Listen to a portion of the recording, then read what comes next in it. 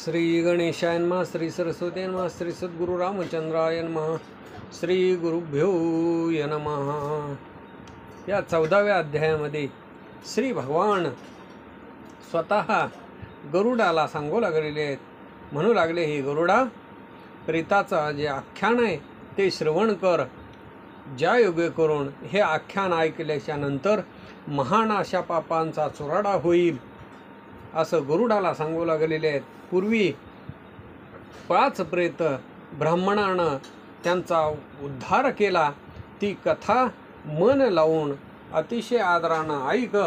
कोणी एक ब्राह्मण तीर्थयात्रा दररोज करत होता आणि अशा पद्धतीनं सर्व तीर्थामध्ये अतिशय भक्तीनं आणि नेमानं तो फिरत होता. असं फिरत असताना मारवाड देशामध्ये तो तपस्वी गेलेला आहे. त्याच वेळेला तिथं त्यानं पाहिलं की 5 प्रेत ही अतिशय वश न होणारी दुर्धर भयंकर 5 प्रेत त्यानं पाहिली. पण तो ब्राह्मण हा नरसिंहाची उपासना करणारा होता आणि त्याच्यामुळं तो तीळ मात्र सुद्धा त्या प्रेतांना भिला नाही. प्रेतांची भीती वाटली नाही. प्रेतांची आकृती ही अतिशय भयानक होती आणि तेच मी तुला निवेदन करतो असं भगवंत गरुडाला सांगू लागलेले आहेत. ती 5 प्रेत अतिशय बिभत्स, अतिशय विकृत, चमत्कारिक, वाकडी तोंडे असणारी आणि 5 ही नग्न अवस्थेमध्ये फिरणारी, त्यांचं पोट वाळलेलं, अतिशय लांब असे त्यांचे पाय, हात आखूड, उंच, अतिशय क्रश झालेले, हीन झालेले, म्हणजे शक्ती नसलेले, पसरड्या दाताचे, तोंड अतिशय पसरड, दीर्घ प्रचंड मोठ्या दाढा आणि तोंडामधून लाळ गळते आहे. त्याच्यामध्ये लळ लळ लळ करणाऱ्या त्यांच्या जिभा, नाकं ही पर्वताच्या दरीसारखी प्रचंड मोठी आणि त्या ब्राह्मणाला भक्षण करण्यासाठी ती धावू लागलेले आहेत. हाहाकार शब्द करून गर्जना करू लागले. ब्राह्मणाच्या जवळ आले आणि मग त्यावेळेला ब्राह्मणानं हुंकार केला. तो ब्राह्मण तपस्वी होता आणि त्याच्यामुळं ती जी 5 प्रेत आहेत ती स्तंभित झाली, आखडली, स्तब्ध झालेली आहेत. आणि मग त्या ब्राह्मणाच्या दर्शनाच्या महात्म्या करून हे गरुडा, त्या प्रेतांना पूर्वीचं स्मरण झालं. मग तो ब्राह्मण कृपाळू त्या प्रेतांना बोलू लागलेला आहे, कोण तुम्ही अशा अतिशय भयंकर अशा विकृत अवस्थेमध्ये आहात ते मला आपण ताबडतोब सांगावं. व्यर्थ काळ आहे आणि याच्यासाठी तुम्ही ताबडतोब बोला. असं ते ब्राह्मणाचं बोलणं ऐकल्याच्या नंतर ती प्रेत ब्राह्मणाला बोलू लागलेले आहेत की आम्ही 5 जण या जगामध्ये अतिशय भुकेनं तहानेनं व्याकुळ झालेले, आम्हाला बसण्यासाठी सुद्धा जागा नाही. कृतकर्माच्या प्रभावामुळं आम्ही अतिशय भुकेनं आणि तहानेनं रात्रंदिवस व्याकुळ, सावलीला बसायला सुद्धा तीळ प्रमाण आमच्याजवळ शक्ती नाही. नद्या वाहत आहेत पण त्याचं पाणी मात्र आम्हाला पिता येत नाही. एवढी दारुण पीडा आम्ही भोगतो आहे. हे ब्राह्मणा, तुला बोलण्यासाठी आमच्यामध्ये शक्तीसुद्धा नाही, पण आज तुझ्या दर्शनाच्या योगी करून आमच्यामध्ये बोलण्याचं सामर्थ्य आलेलं आहे. तुझी कृपा झालेली आहे आणि म्हणून आमची पुष्कळ पापं आज तुझ्या दर्शनामुळं क्षीण झाली. म्हणून तुझ्या प्रसादाच्या योगी करून आम्हाला गती प्राप्त होईल, याच्यासाठी आज तुझ्या प्रसादाच्या योगी करून आम्हाला या पापातून मुक्त करावा, आमचा उद्धार करावा. असं त्यांचं बोलणं ऐकलं. पुन्हा ब्राह्मण विचारू लागलेला आहे की कशा पद्धतीनं तुम्ही वाईट कृत्य केलं, ज्याच्या योगी करून ही योनी तुम्हाला प्राप्त झाली, ते सर्व मला तुम्ही सांगावं. आणि मग ते सगळेजण भिन्न भिन्नपणानं त्यांची जी पापं आहेत ती सांगू लागलेली आहेत. ब्राह्मणाला म्हणू लागलेले आहेत, सावधपणानं ऐका, पाप लक्षण काय आहे ते पहिलं जे प्रेत आहे ते बोलू लागलेलं आहे की मला पापाचं स्मरण होऊ लागलेलं आहे.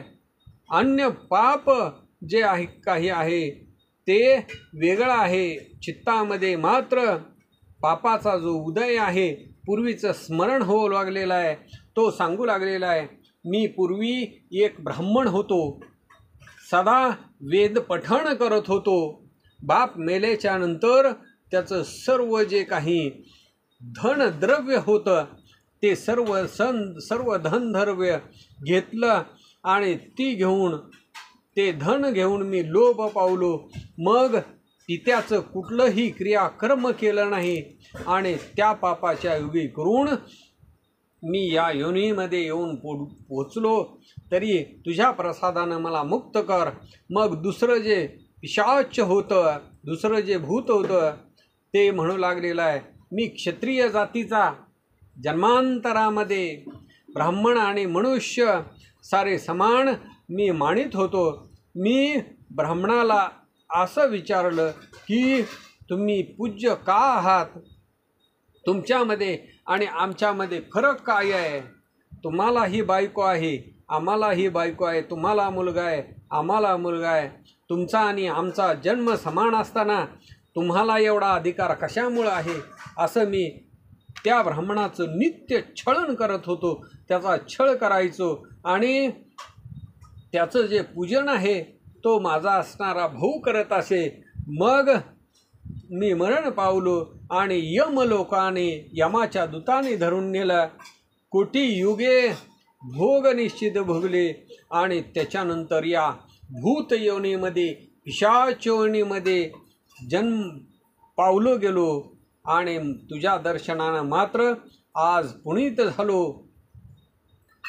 हे गरुडा, त्याच्यानंतर तिसरं प्रेत बोलू लागलेलं आहे, पूर्व जन्मामध्ये मी वाणी होतो. एक ऐक असं ब्राह्मणाला सांगू लागलेलं आहे की मी क्रय विक्रय करायचो, म्हणजे मी व्यापार करायचो. पुष्कळसं धनद्रव्य प्राप्त केलं. न्यायाचा कधी विचार केला नाही. धन मिळवण्यासाठी चांगल्या वाईटाचा विचार केला नाही. स्नान संध्या कधी केलं नाही. रमणीय असं असणारं आचरण केलं. स्वतःचा उद्धार व्हावा म्हणून काही केलं नाही. आणि सगळे लोक माझा विश्वास धरायचे आणि मग माझ्याजवळ धन आणून ठेवायचे, पण मी मात्र त्यांचा विश्वासघात केला. मग मृत्यू झाल्यानंतर या देहाला प्राप्त झालो. त्याच्या अगोदर यमाच्या दूताने यमपुरीला नेलं. हजारो वर्ष वरुण पाशामध्ये बांधून हजारो कुंभेपाकामध्ये टाकलं गेलं आणि मग असा घोर नरक भोगल्याच्या नंतर थंड, उष्ण आणि पाऊस जो आहे अशा यातना भोगून शेवटी या प्रेत योनीमध्ये येऊन पडलो गेलो. अशा पद्धतीनं मी जाणतो आहे. आणि म्हणून ब्राह्मणाचं द्रव्य जे आहे ते विषाप्रमाणे मानावं आणि म्हणून विष बक्षिल्यानंतर देह मरतो. ब्रह्मस्व भोगितल्यानंतर जीवाला यातना होतात. म्हणून सुमंगळ असा उपाय व्हावा, तुझ्या प्रसादानं मला मुक्ती मिळावी असा ब्राह्मणाला ते भूत बोलू लागलेलं आहे. पूर्वजन्माला ब्राह्मण होतो, पण मी स्त्रीजीत, बायकोचं ऐकणारा, बायकोच्या आज्ञेमध्ये वागणारा, आचार धर्म कधी पाळला नाही. फक्त गृहकार्य केलं, घरचं कार्य केलं. स्त्रियेनं जे सांगेल तेच प्रमाण मानलं. त्याच्यानंतर बाळंतीण आणि जो असणारा ऋतुकाळ आहे म्हणजे मासिक धर्म स्त्रीनं कधीच पाळला नाही. आणि अनेक स्त्री भीतीस्तव बायकोच्या ऐकण्यामध्ये असल्यामुळं महाळाच्या दिवशी महालय कधी घातला नाही. अमावस्येच्या दिवशी पितरांना कधी नैवेद्य दाखवला नाही. त्याच्यानंतर क्षय स्थिती जी असते त्या दिवशी बायकोच्या भीतीस्तव श्राद्धविधी मी कधी केला नाही. आपला पितृवर्ग माझ्या धनानं तृप्त होईल अशा पद्धतीनं मी कधीही वागलो नाही आणि माझ्या पितेच्या परिवारासाठी कधी पाणीही सोडलं नाही. त्या घोर पापामुळं अनेक नरक आणि भोगून ही योनी प्राप्त झालो. रात्रंदिवस अनेक ताप त्या पापामुळे भोगतो आहे. माझा उद्धार कसा होईल? कशाने मी मनुष्य शरीराला पुन्हा प्राप्त होईन? पुन्हा ऐसा बायकोच्या ऐकण्यातला स्त्रीजित नर कधीही होणार नाही आणि म्हणून नरकाचा अतिथी होणार नाही. असं हे ब्राह्मणा, आपण माझं कल्याण करावं असं त्यांचं वचन बोलत असताना ती 5 प्रेत बोलू लागलेली आहेत. 5वं प्रेत बोलू लागलेलं आहे. मी काशीमध्ये ब्राह्मण होतो. धर्मशास्त्री असा निपुण, धर्माचा शास्त्राचा अधिकार जाणणारा असा अधिकार मला दिलेला होता. मी धर्मशास्त्र वाचलं आणि लोकांना सांगितलं, पुष्कळ विप्रांना शिकवलं, सिद्धांत सगळे प्राप्त झाले आणि मग यज्ञ याग अपार मी केले. त्याच्यानंतर दान घेण्यामध्ये मी सदा रत होतो. पुष्कळ धनाचा संचय केला. स्वधर्म कधीही किंचितसुद्धा आचरण केला नाही.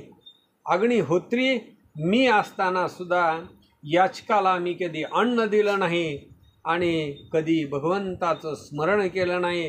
विद्येच्या अभिमानाच्या योगे करून साधू विद्वान जे आहेत त्यांना नमन कधी केलं नाही.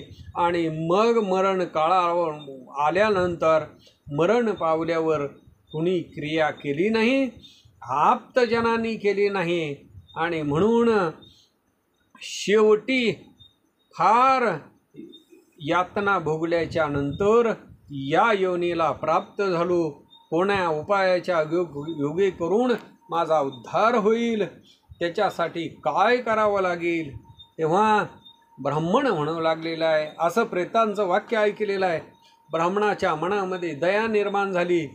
परम दुःखानं त्या दुःखित अशा प्राण्यांना पाहिलेलं आहे. त्यांना दुर्लक्ष करू नये. गदगद असा कंठ झालेला आहे. तो ब्राह्मण बोलू लागलेला आहे, प्रेत हो, तुमची मुक्ती कशानं होईल त्याचं निरूपण करा आणि लवकर निश्चयानं मला कथा सांगा. मग ती प्रेत त्यांना बोलू लागलेले आहेत की यमलोकामध्ये यमदूत नरकामध्ये आम्हाला नेत असताना आम्ही जे ऐकलेलं आहे तेच आम्ही तुम्हाला सांगतो आहे. प्रेताचा उद्धार करायचं समर्थ शीघ्र कर्माचा ज्याच्यामुळे क्षय होईल असं महादेवाचं, विष्णू भगवंताचं निर्मळ असं जिथं क्षेत्र असेल त्याच्याजवळ जर पिंपळाचं झाड असावं अथवा तुळशीचं वन असावं, तिथं पवित्र असा नारायण बली करावा आणि मग त्या समंत्र असं वृक्षोत्सर्ग करावा, वळू सोडावा, जलदान करावं, अन्नदान करावं, 11 श्राद्ध, दीपदान आमच्यासाठी भिन्न भिन्न कृपा करून तुम्ही करावी आणि आमच्यावरती कृपा करावी. तुमच्या वाक्यानंच आम्ही मुक्त झालो. काय पुन्हा तो आहे प्रेतकृत उत्तर क्रिया केल्यानंतर, हे ब्राह्मण बुवा, शुभ अशुभ जे बोलता ते सत्य होऊन जाईल असं हे नारायण वचन गरुडाला श्री भगवान त्या प्रेताची वाक्य ऐकून शास्त्र प्रमाण तसंच आहे म्हणून सांगू लागले. आणि म्हणून हे विधान जे आहे हे उत्तर क्रियेचा विधी लवकर संपादन करा, संपादित केला. आणि त्याच वेळेला ती 5 प्रेत 5 भूतं तात्काळ दिव्य देही झाली.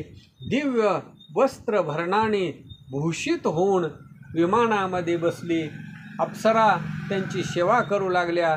कुयोनीपासून मुक्त होऊन मोठ्या सन्मानानं ती स्वर्गाच्या ठिकाणी त्या ब्राह्मणाची आज्ञा घेऊन जाऊ लागली.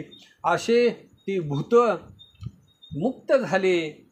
निर्धनानंही क्रियाकर्म चांगलं आणि शक्तेनुसार करावं. जे प्रेतत्व आहे, पिशाच योनी आहे, त्या पिशाच योनीपासून तो मुक्त होईल.